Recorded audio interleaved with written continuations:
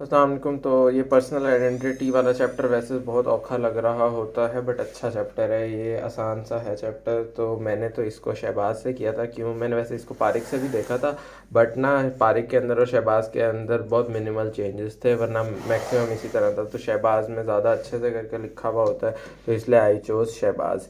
अब इधर से आपको कंप्लीट आइडेंटिटी, इनकम्प्लीट आइडेंटिटी और लीगल आइडेंटिटी, ये 3 डेफिनेशन आने चाहिए। इधर उधर ये जो मैंने बातें लिखी हुई है ना, ये मैंने मकसूद एमसीक्यूज़ जो किए थे ना, मकसूद फोरेंसिक के एमसीक्यूज़ ये वाली किताब के, तो ना ये मैंने यहीं पर अपने साथ ही नोट कर लिए थे, ताकि मुझे at the end of the ना एग्ज़ाम के अंदर दोबारा से अलग से मकसूद दोबारा ना करनी पड़े, इसी चैप्टर में सब हो जाए। खैर, अब इस चैप्टर से 5 एमसीक्यूज़ और एक एससीक्यू आना होता है। आगे बढ़े हैं हम तो यहाँ से आपको ये कॉर्पस डेलिसिटी का पता होना चाहिए, ठीक है। बाकी ये ना कॉर्पस डेलिसिटी को ना इधर पारिक के अंदर थोड़ा सा ज़्यादा एक्सप्लेन किया हुआ है, ये इसको देख लेना, एक दफ़ा रीड मार लेना। बाकी कोई इतनी कोई ख़ास इंपॉर्टेंट बात नहीं थी। अच्छा, सवाल आता होता है कि आप कौन कौन से ऐसे पॉइंट्स हैं जिनसे आप ना, ये हमारा असेसमेंट का था कि आप आइडेंटिटी को तो इस्टेब्लिश कर सकते हो। तो उसमें ये देखो, यहाँ पे 23 पॉइंट्स लिखे हुए हैं, आपको इसमें से जितने भी याद रह जाए आप वहाँ पे वो चीज़ लिख सकते हो। मेथड्स ऑफ आइडेंटिफिकेशन, ये ऑस्पीपी में भी बहुत आता है और वैसे भी बहुत पूछा जाता है। तो मेथड्स ऑफ आइडेंटिफिकेशन 3 होते हैं। थर्ड पार्टी आइडेंटिफिकेशन यूक्यू अलग से भी है, सब्जेक्टिव मेथड होता है और ऑब्जेक्टिव मेथड होता है। इसमें से फिजियोलॉजिकल पैरामीटर्स फिर क्या कहते हैं ना, अलग से यूक्यू में पूछे गए हुए हैं, तो ये बहुत इंपॉर्टेंट है। फिर आइडेंटिफिकेशन ऑफ रेस जो है, ये आपको आने चाहिए, किन चीज़ों के ऊपर रेस को हम आइडेंटिफाई कर सकते हैं। इसमें से फेलिक इंडेक्स आने चाहिए, तो इसका आपको कि नेग्रूज, मंगोलियंस और यूरोपियंस का क्या ये यूँ ये आता है, डाइक्लोसेफेलिक, मेसेटिसेफेलिक, ब्रेकिसेफेलिक, ये पता हो, ठीक है। बाकी क्या कहते हैं एमसीक्यूज़ के लिए भी रीड कर लेना। फिर ये बाकी सारे इंडेक्सेस जो हैं वो क्या कहते हैं ना, नहीं करने, ये इतने कोई ख़ास नहीं होते। बाकी वो उसमें आप ये जब वो पर्सनल आइडेंटिटी वाला वो करोगे ना, स्टेज प्रिपेयर करोगे, उसमें आप ये इंडाइसिस वैसे ही कर लोगे। फिर डिटर्मिन आइडेंटिफिकेशन ऑफ रेस के अंदर से ये मंगोलियन, कॉस्केशियन की आपको ना कुछ प्रॉपर्टीज़ पता होनी चाहिए। रिलीजन वाला ये हिंदू मेल्स, मोहम्मदन मेल्स वगैरह जो है इतना कोई इंपॉर्टेंट नहीं है। सेक्स डिटर्मिनेशन यहाँ से इंपॉर्टेंट है, इसकी मेडिको लीगल इंपॉर्टेंस आनी चाहिए। फिर आपको पता होगा सेक्स डिटर्मिनेशन किन किन किस जना चीज़ों से हो सकता है, मेल्स और फीमेल्स का डिफरेंस आना चाहिए आपको। फिर न्यूक्लियर सेक्सिंग बहुत इंपॉर्टेंट है, ये आपको इसकी मेडिको लीगल इंपॉर्टेंस है बहुत इंपॉर्टेंट। फिर बार बॉडीज़ क्या होती हैं वो पता हो। फिर डेविडसन बॉडीज़ क्या होती हैं, सेक्स क्रोमेटिन क्या होता है, क्लीन डाई क्या होता है, ये पता हो। फिर ये आगे जो है ना इंटरसेक्स स्टेट्स और बाइसेक्सुअलिटी, एससीक्यू में तो एसएच नहीं आती, बट एमसीक्यूज़ में इनसे आता होता है, और वायो में भी मैम पूछती हैं, ठीक है। तो ये आपको सारी की सारी इसलिए आपने करनी है, क्योंकि वायो में अगर मैम ने डिस्टिंक्शन देनी हो तो इसमें से भी सवालात कर रही होती हैं, तो ये आपने देख लेना है। उसके बाद फिर डिटर्मिनेशन ऑफ एज जो है, यहाँ से बहुत इंपॉर्टेंट पार्ट स्टार्ट होता है। टीथ आपको पता हो, परमानेंट टीथ कितने होते हैं, टेम्परेरी टीथ कितने होते हैं, टेम्परेरी और परमानेंट का डिफरेंस आना चाहिए। मेथड्स की डेट्स के साथ इनको करना है। फिर आपको पता हो सबसे पहले कौन सा दांत नया होता आता है। फिर आगा परमानेंट टीथ में सबसे पहले कौन सा आता है, सबसे आखिर में थर्ड मोलर किस एज में आता है, ये सारे एमसीक्यूज़ हैं। फिर आगे यहाँ पे ना बॉयड्स मेथड है, ये बहुत इंपॉर्टेंट है। गस्टैफसन्स मेथड बहुत इंपॉर्टेंट है। इसमें ये 6 चीज़ें हैं ये, और ना इसमें से एमसीक्यू भी आया हुआ था हमारा प्रॉफ का एक, कोई उसका शायद जवाब रूट रिजॉर्प्शन था, वो ना एआरसी में लिखा हुआ था। जब मैं वहाँ से अभी बताऊँगा तो बताऊँगा। Medico legal importance of teeth की बस ये हेडिंग्स वगैरह देख लेना।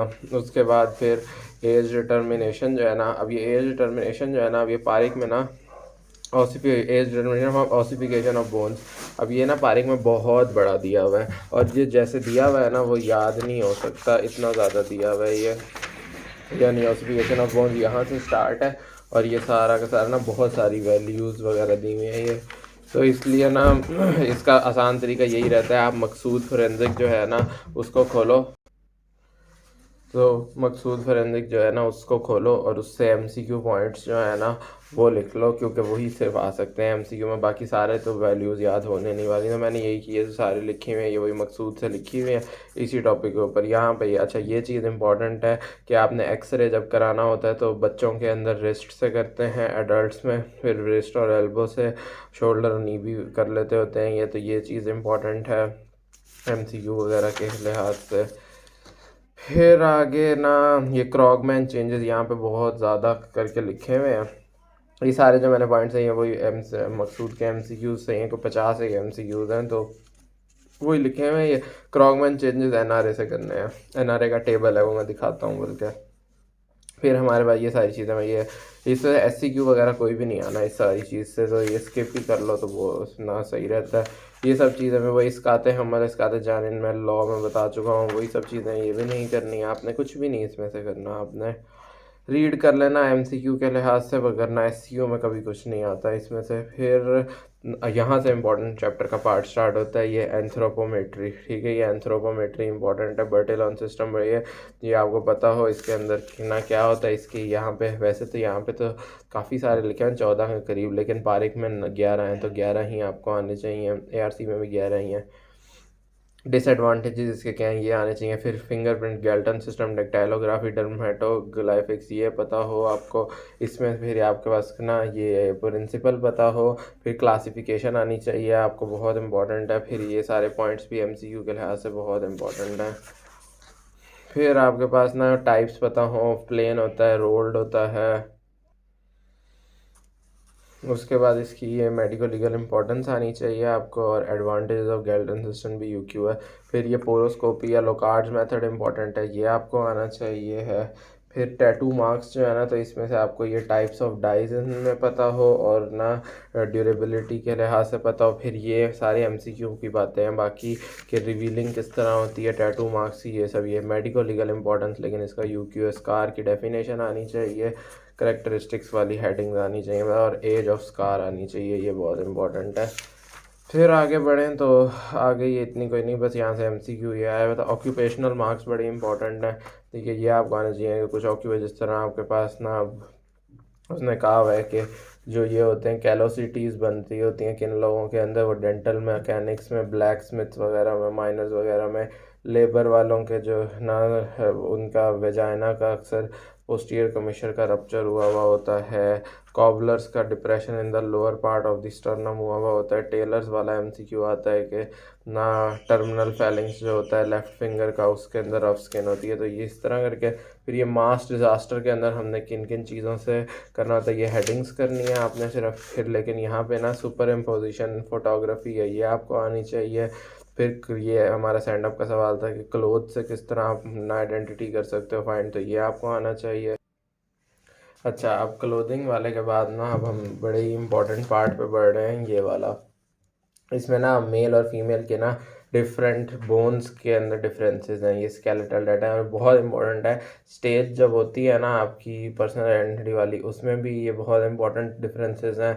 प्रॉफ के लिए भी बहुत इंपॉर्टेंट है, हमारे अपने प्रॉफ में भी ये आए हुए थे, ठीक है। तो वैसे तो जनरल स्केलेटल डिफरेंसेस मेल और फीमेल के पहले लिखे हैं, फिर पेल्विस के लिखे हुए हैं, फिर फीमर के, फिर स्कल के। अच्छा, यहाँ हमारे प्रॉफ में सैक्रम के आए थे, और इसके अलावा ना फिर मैंडिबल के भी लिखे हुए हैं, थॉरेक्स के भी लिखे हुए हैं, और हमारे ना स्टर्नम के आए थे, ठीक है। तो स्टर्नम और सैक्रम गए थे, लेकिन ये सारे डिफरेंसेस बहुत इंपॉर्टेंट हैं, मुझे तो यही वाले सही लगते हैं, तो अच्छा आसान भी लगते हैं, तो इसलिए मैं यही वाले कर लेता था। बाकी ये कुछ इंडेक्सेस हैं, इसमें से सैक्रल इंडेक्स वाला MCQ में आता होता है, क्योंकि सैक्रल इंडेक्स का आपको फार्मूला भी आना चाहिए, ठीक है। इशियोपुबिक इंडेक्स का भी फार्मूला आना चाहिए।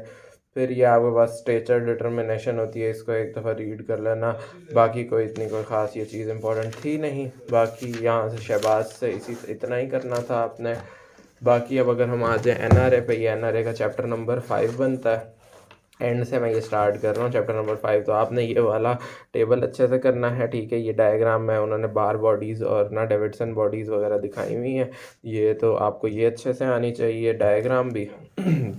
फिर इधर ना अभी मैंने पेल्विस का डिफरेंसेस बताया, वहाँ से दिखा रहा था ना, तो ये मेल और फीमेल पेल्विस का डिफरेंस बहुत इंपॉर्टेंट। फिर ये स्कल मेल और फीमेल का बहुत इंपॉर्टेंट, इधर से करना चाहो इधर से कर लो, उधर से करना चाहो उधर से कर लो। ये हमारे प्रॉफ के अंदर असेसमेंट्स के अंदर इससे बड़े MCQ आते हैं। उन्होंने कहा था कि अभी हमारे प्रॉफ में था कि ना सबसे कम ना एक्यूरेसी किन बोन्स के मिलने से होती है सेक्स डिटर्मिनेशन में, तो वो लॉन्ग बोन्स था MCQ। ये बहुत इंपॉर्टेंट टेबल है MCQ के लिहाज से, ये आना चाहिए। अच्छा, उससे पहले आप अभी मैंने 2 मेथड बताए थे, गस्टैफसन्स और बॉयड्स। 2 और भी होते हैं इसके अलावा, माइल्स और स्टैक, वो आपने यहाँ से करने हैं। इसके अलावा ये गस्टेफसन्स क्राइटेरिया के वही 6 पॉइंट्स ये वो हैं। अच्छा, इसके अलावा ये टेबल करना है कि इरप्शन और कंप्लीशन ऑफ रूट कैल्सिफिकेशन, ये ना इतना इंपॉर्टेंट नहीं है, लेकिन आप बस आपको पहले पहले और आखिरी लाजमी लेकिन आनी चाहिए। ये डेसिडुअस टीथ जो वही टेम्परेरी टीथ उसका वो वाला टेबल है कि ना टूथ जो है किस एज पे आते होते हैं। क्रॉगमैन चेंजेस वहाँ पे बड़े शहबाज में ज़्यादा थे, यहाँ पे सिर्फ इतना ही है, आपने इतने ही करने हैं, ठीक है। ये 7 पीरियड्स आपने इस तरह करके करने हैं क्रॉगमैन चेंजेस का। फिर पीछे ये बोन्स वाला इतना सारा ये कुछ करने की ज़रूरत नहीं है आपको, और ना ये सारे फजूल चीज़ें हैं। फिर आपने ना यहाँ पे वो सब्जेक्टिव और ऑब्जेक्टिव मेथड्स जो है ना और थर्ड पार्टी, इनको एक दफ़ा रीड दे देना, यहाँ से आपको समझ आएगी। शहबाज से भी वैसे समझ आएगी, लेकिन ये वो जो पैरामीटर्स वहाँ पे 23 लिखे हुए तो वो इन्होंने यहाँ पे ये टेबल भी बनाया हुआ, ये टेबल भी इंपॉर्टेंट है, ये कर लेना। जो ये वो डायग्राम्स हैं, ये जो फिंगरप्रिंट वाले थे, ये आप देख लेना। यहाँ पे ना कुछ MCQ वाली बातें हैं तो उनको रीड कर लेना। तो पर्सनल आइडेंटिटी जो है ना वो तो यहाँ तक सारा का सारा कंप्लीट हो जाता है, बट ना मसला ये है कि इसके अंदर ना एक और टॉपिक भी शामिल है जो कि है सीरोलॉजी वाला, ठीक है, जो कि सिर्फ सबसे अच्छा अगर मैं कहूँ ना तो दिया हुआ है ARC के अंदर। तो यहीं से करना है ये सब। सीरोलॉजी के अंदर सबसे पहले आपने करना है यहाँ पे लोकार्ड्स एक्सचेंज प्रिंसिपल, UQ है ये, बहुत इंपॉर्टेंट। फिर आपने ना अब ब्लड स्टेन एनालिसिस पे आ जाना है, ठीक है। इसे ट्रेस एविडेंस भी इनको कह देते हैं, और ये बड़ा ही सीरोलॉजी की ना जो नहीं होगी आपकी फोरेंसिक स्टेज, उसमें ये शामिल होगा। इसमें आपको पहले मेडिको लीगल इम्पोर्टेंस बतानी है फिर ना ये इन्होंने पूरा एक बस इसका ओवरव्यू दिया हुआ है, आपको यहीं से करना है कि भाई ना इसको रीड करते जाना है। ये MCQ के अंदर आती होती है कि 90 डिग्री के ऊपर अगर ड्रॉप गिरेगा तो क्या होगा, ये वो वगैरह, तो ये MCQ के लिए करना है। असल में जो इम्पोर्टेंट है वो ये टेस्ट्स हैं, और हमारे प्रॉफ में 3-4 MCQs इससे आए हुए थे, तो इसलिए आपको आना चाहिए। ये स्क्रीनिंग टेस्ट पूछ लेते हैं कि कौन कौन से हैं, बेंजीडीन, फेनोल्फथलीन, ये पूछ लेते हैं इनमें कलर कौन सा होता है, इनके रीएजेंट्स क्या हैं, तो ये आपको आने चाहिए हैं। फिर ये ताकायामा टेस्ट, और ना हमारा UQ भी है वैसे, और हमारे प्रॉफ में भी MCQ इसी का था। टेकमैन टेस्ट भी इंपॉर्टेंट है। तो स्क्रीनिंग टेस्ट और ये कन्फर्मेटरी टेस्ट सिर्फ यही नहीं होते, क्रिस्टल टेस्ट, इसके अलावा स्पेक्ट्रोमेट्री और थिन लेयर क्रोमेटोग्राफी भी वही होते हैं कन्फर्मेटरी टेस्ट। आगे वाला इतनी इंपॉर्टेंट चीज़ नहीं है, आगे ये बस प्रेसिपिटेंट टेस्ट वगैरह ये भी इतना कुछ इंपॉर्टेंट नहीं, ये भी इंपॉर्टेंट नहीं है, ये सब कुछ भी इंपॉर्टेंट नहीं। Source of blood stain important है, ये आपको करना है। फिर अगला सीमन एनालिसिस, इसकी भी मेडिको लीगल इंपॉर्टेंस सेम ही होगी, ये ओवरव्यू है, ये भी छोड़ सकते हो। ये प्रिजम्पटिव एग्जामिनेशन में केमिकल टेस्ट, ये UQ है, इन सारों के नाम, रीएजेंट्स, इन्फेरेंस ये आने चाहिए। अदर टेस्ट आने चाहिए हैं, कन्फर्मेटरी टेस्ट UQ हैं, ये 4 हैं, ये आपको आने चाहिए हैं। फिर ये मोटिलिटी ऑफ स्पर्म जो है, अब ये वाइवा के अंदर ना मैम पूछ रही थी कि स्पर्म जो है वो ना कितने टाइम तक ना जिंदा रहता है माउथ में और ये सब वगैरह, तो वो ये MCQs वगैरह में भी और वाइवा के लिए भी ये मोटिलिटी बहुत इंपॉर्टेंट है। फिर ये हेयर एग्जामिनेशन की पहले तो ट्राइकोलॉजी का पता हो कि इसको कहते हैं स्टडी ऑफ हेयर्स को। फिर ये मेडिको लीगल इंपॉर्टेंस बड़ी इंपॉर्टेंट है। आर्सेनिक पॉइजनिंग में हेयर को कलेक्ट किया जाता है, ये MCQ था। फिर ये ह्यूमन हेयर और ना एनिमल हेयर का डिफरेंस आना चाहिए, इसमें ये मेडिकुलरी इंडेक्स आना चाहिए। फिर ये ओरिजिन ऑफ हेयर की बेसिस पे ये MCQ बनते हैं, यहाँ से भी MCQ बनता है एज ऑफ ह्यूमन हेयर का। फिर ना आगे ये फाइबर्स में से MCQs बन रहे होते हैं, बाकी मैंने मकसूद के MCQs ही इस पर लिखे हुए हैं। और उसके बाद फिर आगे ना सलाइवा की एग्जामिनेशन के टेस्ट्स के तीनों के नाम आने चाहिए। आगे ये मिसलिनियस वालों को चाहो तो छोड़ भी सकते हो। तो जब ये सब कर लोगे ना तो इंशाल्लाह आपका फोरेंसिक आइडेंटिटी हर तरह से कंप्लीट हो जाएगा। आई होप आप लोगों को समझ आ गई होगी। बेस्ट ऑफ लक, अल्लाह हाफिज़।